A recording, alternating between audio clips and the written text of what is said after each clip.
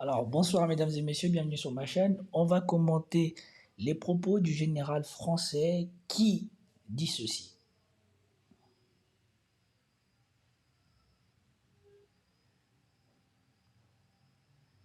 Je suis absolument désolé de voir. Une interview au Figaro TV, on fait l'effet d'une bombe, on les écoute. Je suis absolument désolé de voir l'échec de nos engagements au Sahel. Et je pense que de toute façon, nous aurons à nous reposer la question. Parce que nous ne pouvons pas imaginer avoir à nos portes un continent entier qui est en train de s'enfoncer dans la destruction des appareils de gouvernement et des États, s'enfonce dans une forme de chaos, de guerre civile dans beaucoup de pays et de plus en plus de pays, dans des difficultés qui sont liées aux évolutions climatiques, qui sont encore plus dramatiques sur des populations vulnérables comme les populations africaines. En plus, un continent qui va connaître une explosion démographique comme aucun continent n'en a jamais connu. Et donc imaginez que ça se passe là, dans les 10-20 ans qui viennent, et que ça n'aura pas de conséquences sur l'Europe, parce que nous vivons dans une sorte de bulle protégée par je ne sais quoi d'ailleurs, c'est tout simplement inconscient. Et donc je pense que cet intérêt commun-là devrait un jour faire que l'Europe se décidera à agir comme une entité politique qui ira défendre elle-même ses intérêts, y compris par le moyen de l'engagement de ses armées. Le retrait du Sahel fut difficile à accepter pour tous ceux qui y ont été engagés. Je suis le premier à avoir beaucoup de mal à avaler ça. C'est un échec français et européen et africain. Alors, Augusta, ce qui est frappant et qui t'est... Alors, vous venez d'entendre les choses qu'il a dit. Et avant que je ne commente, avant que je ne parle, j'aimerais vous partager deux vidéos. Je vais vous partager la réaction que cela a suscité auprès du Burkina Faso et du capitaine Traoré, qui est celui-ci.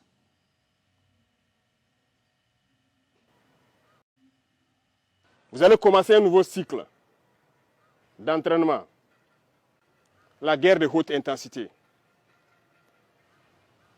C'est à vous, chefs, officiers militaires, prenez ça en compte. Commencez à vous préparer pour la guerre de haute intensité. J'espère que je me fais comprendre. Ce n'est pas uniquement du terrorisme. Ouvrez l'œil. C'est beaucoup plus que ça. C'est une guerre de décolonisation. Et vous avez dû entendre ces derniers jours certains généraux ailleurs qui ont fait comprendre que s'il faille qu'ils viennent avec leurs armées nous recoloniser, il faut qu'ils viennent. Eh bien, préparez-vous à la guerre de haute intensité. Soit ils viendront eux-mêmes, soit ils passeront par leurs valets locaux qui sont ici pour essayer de troubler notre quiétude. Donc quiconque, je dis bien quiconque, que ce soit le terrorisme ou toute autre armée qui doit venir troubler notre quiétude, nous devons nous préparer à les accueillir sur de long terme et intensement. Voilà pourquoi je vous dis, préparez-vous à la guerre de haute intensité. Et nous allons suivre ces entraînements-là. Nous passerons à d'autres groupements pour intensifier les opérations et essayer de pacifier. Ce sont des étapes. Et ce terrorisme sera vaincu. Parce qu'ils savent que ça sera vaincu, qu'ils se préparent, soit au niveau local ici, ou bien à venir avec leurs armées pour nous combattre. Eh bien, on va se préparer à les accueillir. Vous allez commencer un nouveau cycle. Voilà. Donc là, nous avons eu la réaction du capitaine Traoré du Burkina Faso. C'est lui qui est l'actuel dirigeant du Burkina Faso. Alors, j'ai une séquence que je mettrai dans la vidéo une fois montée, où le capitaine Traoré dit c'était quoi la situation du Burkina Faso quand le Burkina Faso coopérait avec les autorités françaises. Il faut que les gens en France comprennent que les gens qui viennent à la télé parler de la France-Afrique ou des relations de la France avec l'Afrique mentent. Parce que le Burkina Faso, depuis qu'ils ont cessé les coopérations militaires avec la France, le Burkina Faso est en train de se réarmer et le Burkina Faso obtient des victoires sur le terrain sur les terroristes qu'ils n'ont jamais obtenu avec l'aide des Français. Et donc le capitaine Traoré, dans cette vidéo, dit, en substance, ils étaient soumis à la volonté de la France, car la France était leur seul fournisseur d'armes, et c'est la France qui déterminait si eux, ils avaient besoin d'armes ou pas. Et que quand ils sont arrivés au pouvoir, ils ne pouvaient pas jouer le malin, ils ne pouvaient pas prétendre combattre le terrorisme tout de suite, parce que concrètement, l'armée du Burkina Faso, ils étaient à poil. Les armureries étaient sans armes.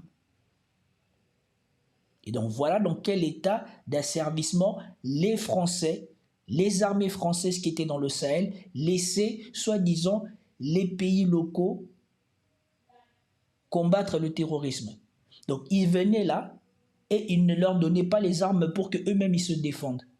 La défense de leur territoire était exclusivement aux Français. Et donc il a dit, quand nous sommes arrivés, nous n'avons pas trouvé d'armes, donc nous ne pouvions pas lutter contre les terroristes. Et donc petit à petit, il a fallu se réarmer, recomposer l'armée, et ensuite pouvoir dire que voilà, nous allons pouvoir nous-mêmes prendre le relais. Mais concrètement, le pays n'a jamais été en état de se battre contre le terrorisme. Maintenant, réécoutons à la lumière de ce que je vous ai dit et de la vidéo que vous allez voir, et réécoutons les propos de ce général français et analysons-les.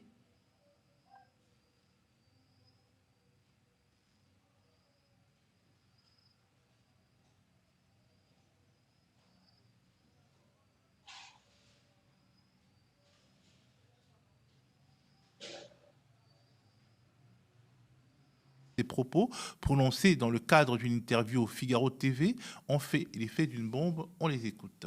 Je suis absolument désolé de voir l'échec de nos engagements au Sahel. Et je pense que de toute façon, nous aurons à nous reposer la question. Parce que nous ne pouvons pas imaginer avoir à nos portes un continent entier qui est en train de s'enfoncer dans la destruction des appareils de gouvernement et des États, s'enfonce dans une forme de chaos, de guerre civile dans beaucoup de pays et de plus en plus de pays. Voilà. Vous voyez, quand les Français mettaient en place des laquais qui eux-mêmes subordonnaient la défense de leur territoire à la France ou subordonnaient leur sécurité à la France, et que quand ils avaient des pépins, ils devaient se référer à la France, appeler l'aide de la France pour que la France vienne en sauveur légitime, là, il n'y avait pas de problème. Ces pays étaient bien gérés. Quand on renverse ces laquais pour mettre en place des gens qui se soucient de l'intérêt national et qui reforment les stocks d'armement, qui reforment les armées, qui donnent à leur pays les moyens de se défendre elles-mêmes, comme maintenant c'est le cas au Mali, comme maintenant c'est le cas au Burkina Faso, et comme ça sera bientôt le cas au Niger, parce qu'ils ont tous compris qu'ils avaient besoin de se réarmer, de se rééquiper pour eux-mêmes défendre leur territoire, et donc ils ont signé des accords significatifs de coopération militaire avec la Russie qui leur fournit armes et formation. Et on a bien vu ces derniers temps qu'ils font l'acquisition de drones turcs pour pouvoir survoler le Sahel. Alors que les Français et les Américains, ils étaient là, ils ont des drones. Et ces drones-là n'ont jamais servi à combattre le terrorisme. Et ce qui est drôle, c'est que ce sont les terroristes qui se sont retrouvés avec des drones avant que les pays en question s'équipent de drones pour pouvoir repérer, combattre, attaquer, cibler les terroristes avant qu'ils ne fassent des attaques. Et là, vous avez un général français qui vient à la télévision française parler comme si la coopération française ou la coopération militaire française en Afrique était une coopération où on changeait d'égal à égal et où on permettait aux locaux de combattre en première ligne et en les formant pour qu'ils combattent bien. Non. La coopération, ce n'était pas ça. La coopération, c'était vous êtes des laquais, on fait le travail à votre place et on fait ce qu'on veut dans votre pays. Et maintenant qu'ils n'ont plus ça, ça devient ces pays-là tombent dans un chaos. Ces pays-là ne sont plus détruisent les institutions ou les je ne sais pas quoi. Non. Ces pays-là ont juste compris qu'il est temps il est temps de reprendre leur souveraineté en main. Et que ça vous dérange ou pas, ça sera irréversible. À moins que, à nouveau, nous assistions à ce qui s'est passé dans les années 60 ou 40, où on a tué tous les leaders africains. On a tué Lumumba, comment il s'appelle, le Burkinabé Sankara, où vous avez éliminé tous les principaux meneurs politiques, idéologiques de l'Afrique. À moins que vous ne fassiez ça à nouveau, et en plus c'est qu'ils ont tenté de faire, parce qu'à plusieurs fois on a intenté à la vie de celui qui dirige aujourd'hui le Mali. Donc, ne nous voilons pas la face. Et je suis désolé pour les Français, mais ils ne vous disent pas la vérité. Quand ils vous disent les chiffres que oui, les échanges entre la France et l'Afrique, c'est pas significatif ou quoi que ce soit, si vous n'avez aucun intérêt en Afrique, pourquoi ça l'embête-t-il autant que les Africains essayent eux-mêmes de prendre en main leur avenir? En quoi ça le dérange? Vous l'avez bien, ça a bien été fait en Occident, après la Deuxième Guerre mondiale. Ça a bien été fait, ça ne dérangeait personne. Pourquoi pour les Africains, alors que c'est en Afrique, vous les Européens, vous êtes là-bas, vous, ça vous dérange? Est-ce que ce qui se passe en Europe, les Africains se réclament d'avoir un droit de regard sur ce qui se passe en Europe? Alors pourquoi l'inverse serait légitime? Dans des difficultés qui sont liées aux évolutions climatiques, qui sont encore plus dramatiques sur des populations vulnérables comme les populations africaines. En plus, mais quand ils parlent de ces choses-là, c'est comme s'ils venaient de découvrir ça aujourd'hui. Ces gens-là, ils sont en Afrique depuis la Seconde Guerre mondiale. On vient à peine de les chasser militairement d'Afrique il y a à peine 2 ans. Tout ce temps-là, ils faisaient quoi en Afrique? Pourquoi il n'y a pas de route? Pourquoi il n'y a pas les infrastructures? Pourquoi il n'y a pas tout ce qui devait être fait pour que ces pays-là soient un minimum développés, puissent garder sa population au sein de son pays et puissent proposer à sa jeunesse de quoi rester au pays et faire évoluer le pays? Et donc maintenant, l'échec de leur première colonisation ne leur a pas suffi.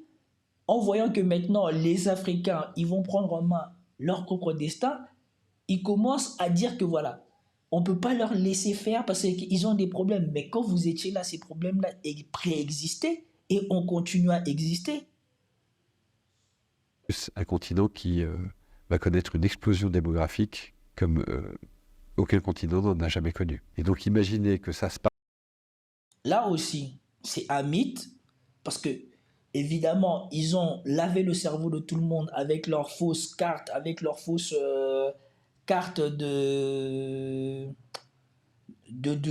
globe terrestre, où on présente l'Afrique comme si l'Afrique était l'équivalent de l'Europe ou était juste un tout petit peu plus grand que l'Europe. Non, on a déjà débunké cette bêtise.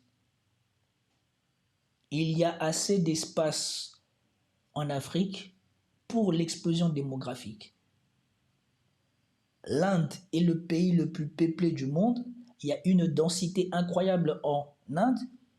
Je ne vois pas les Européens pleurer qu'il y a une explosion démographique en Inde, alors qu'en Inde dispose de beaucoup moins d'espace pour la population qui est dans ce pays par rapport aux Africains jusqu'à maintenant.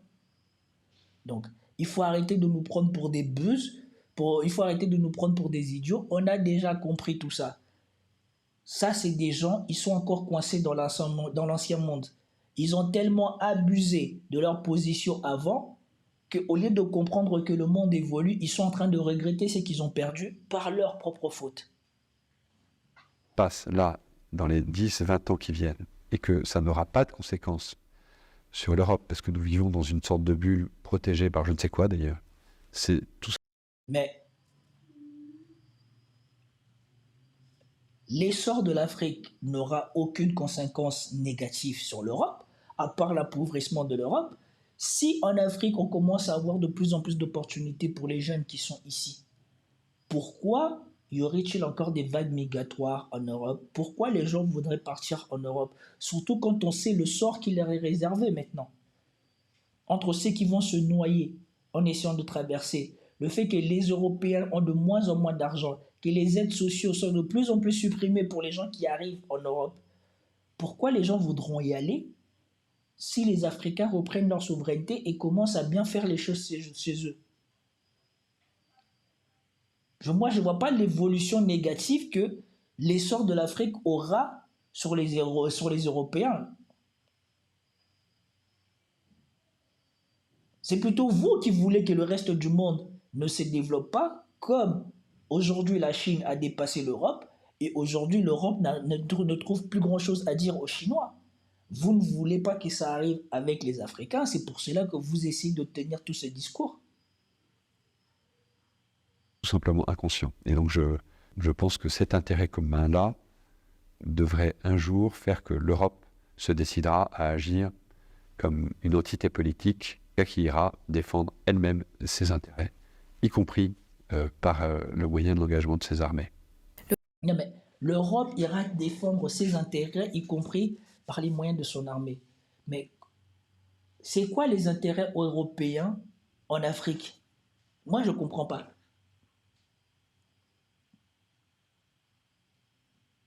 C'est pas le territoire européen, l'Afrique. Qu'est-ce que tu vas aller défendre là-bas? Ces gens-là, c'est là que vous voyez que ce sont des gros menteurs dans les télévisions françaises. Parce que quand on leur dit que les liens avec l'Afrique, la France-Afrique, les affaires et tout ça, ils disent non, c'est pas grand-chose. Nos échanges avec l'Afrique, c'est pas grand-chose. Ça rapporte pas d'argent. Ça représente un tout petit peu. Les contrats qui ont été faits à l'aune de la colonisation ou de la décolonisation sont des contrats qui profitaient à la France. La France achetait des matières premières en étant celui qui détermine les prix des matières premières qu'elle achète.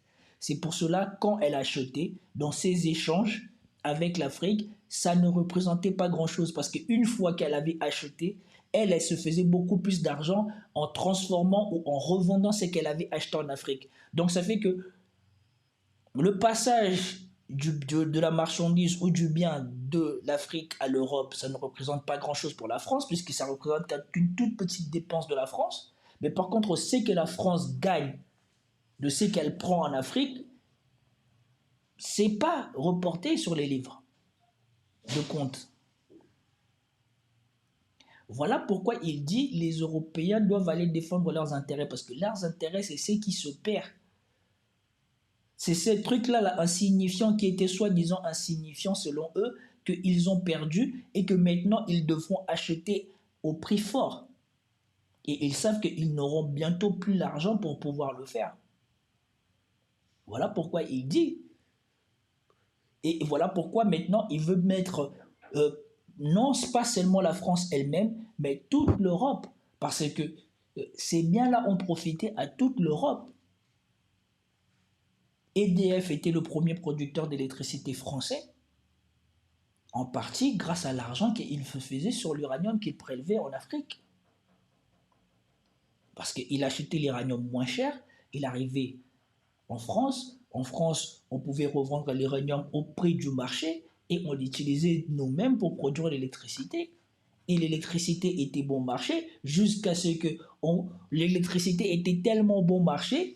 Et la corruption française a fait que, la corruption française et la corruption européenne a fait que là où l'électricité ne coûtait que 50 € à produire, on a décidé de créer une concurrence fictive de compagnies d'électricité qui ne produisent même pas de l'électricité, qui vont acheter de l'électricité à 50 € et qui vont le revendre au consommateur final à 2 fois le prix, sans qu'entre eux deux, ils aient créé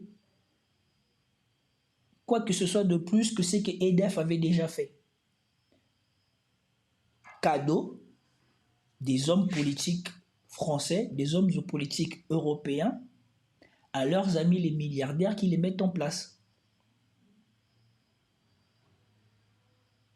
Le retrait du Sahel fut difficile à accepter pour tous ceux qui ont été engagés.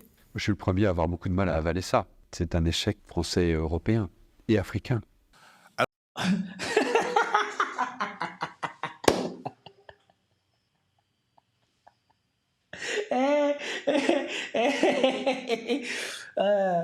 Bon, en tout cas, Vous voyez la déception du monsieur.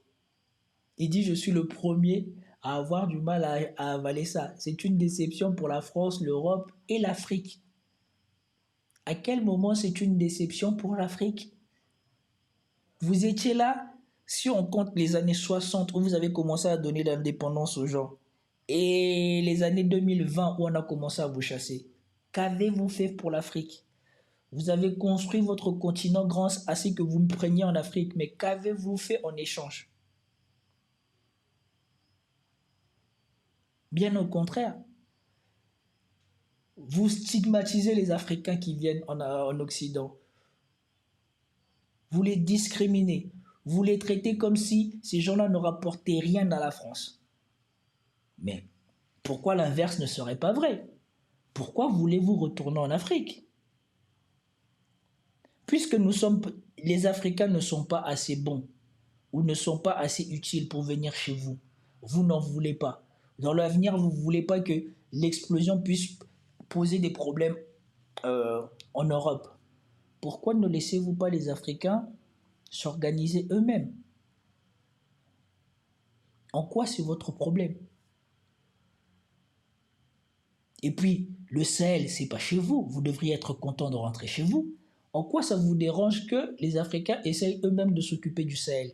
Surtout quand on sait que les présidents africains avaient prévenu le président français de l'époque, Nicolas Sarkozy, de ne pas s'en prendre à Muammar Kadhafi parce que les répercussions